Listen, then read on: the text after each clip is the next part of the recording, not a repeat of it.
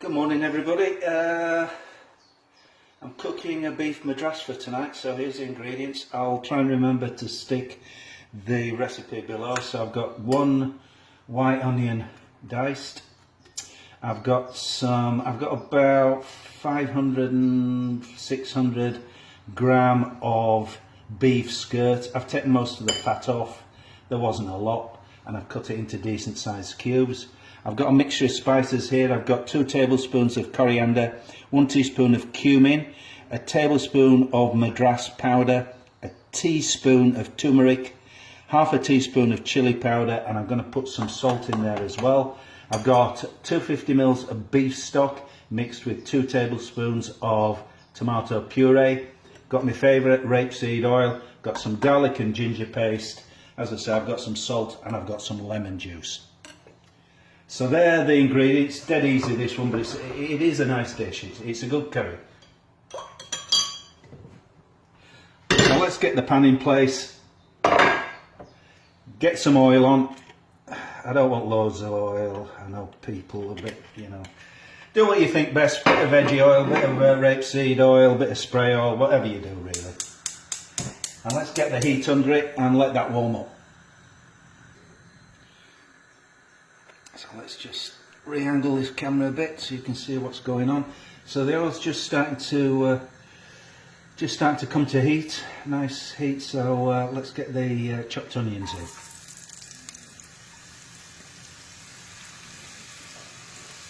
You can hear the sizzle. The trick with this dish is you need to get these onions really brown. So you need a reasonable amount of oil. As I said earlier, don't overdo it. Get them in that rapeseed oil. And get some salt on there.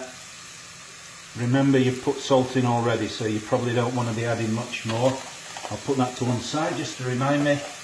Give that a good mix. And then what we're going to do is let these onions cook on a medium to low heat and until they really start to brown. I wouldn't say caramelise, but they need to be well done.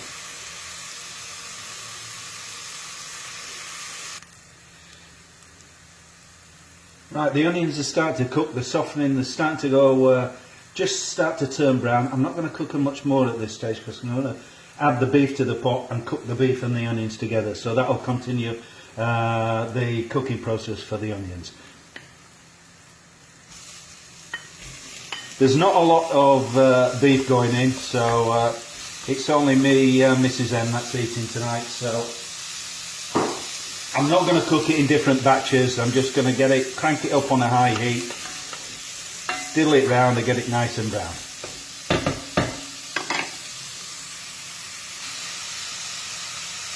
So you can probably see the beef start to brown up. It's getting a bit of a little crust on it, which is how I like it. And you can see the onions are all really nicely brown now. The more you cook the onions, the deeper the flavour you're going to get in this curry, and it's supposed to be a nice thick gravy. So I like to have the onions well done. I don't like big onions in the dish. I like them just to sort of meld into the sauce. So you've not got quite a smooth sauce, but it's not a million miles off. So the next plan is to get some garlic and ginger paste in there. I'm scraping the barrel here, but anyway, there'll be enough. I'll put what I've got, probably about a tablespoon and a half. As you can see, I like to clear up as I go along. I don't like to make a big mess. So I'm just frying in that garlic and ginger paste. Lovely aroma coming off it. Look how brown those onions are. Then what I'm going to do, I'm going to mix a bit of water in with the spice mix. I'm going to get a small spoon from somewhere, mix it into a bit of a paste. I'm going to turn the heat down slightly now, because I don't want to scorch the spices. I want to fry them in. So, get a little bit more water in there. I like a nice paste. Yeah, that's good. You see that going on? Get that in.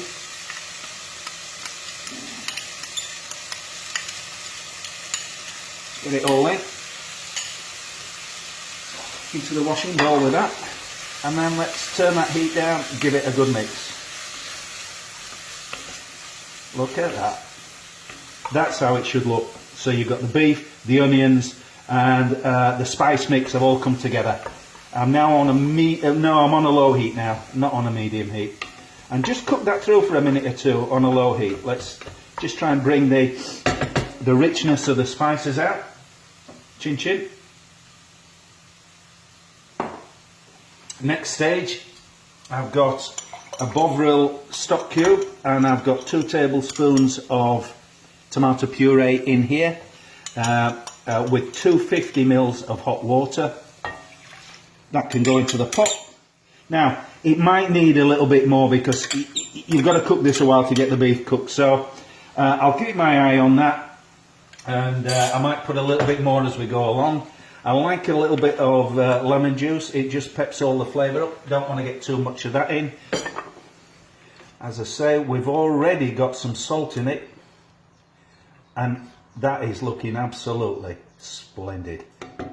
Honestly, that looks lovely. So that's how it should look. You can see, see if I can lift this up so you can see. Lovely, deep, rich brown sauce, or gravy as it's referred to. I'm not going to put too much salt in at this stage. I'm just going to let it cook down a little bit and see how we go. I think what I'm going to do is put a bit more water in here. I've got a bit of water, hot water in the kettle. Oh, as I say, we don't want too much in here because it's got to be a lovely, deep, rich, spicy curry sauce. So that'll do for now. Let's get the lid on it, knock it down to a low heat, and I'm going to cook that for at least an hour and a quarter, however long it takes to make sure that the beef is beautifully tender. Keep an eye on it when you're cooking it. If the sauce gets a little bit too thick and maybe it's starting to stick, just get a little bit more water in it. But whatever happens, I wouldn't imagine I'm putting any more than that in during the cooking process. Maybe even half of that. So that's it for now. You'll see the finished dish tonight. I'll finish the rest of my alcohol-free beer, and I'll see you later. Chin chin.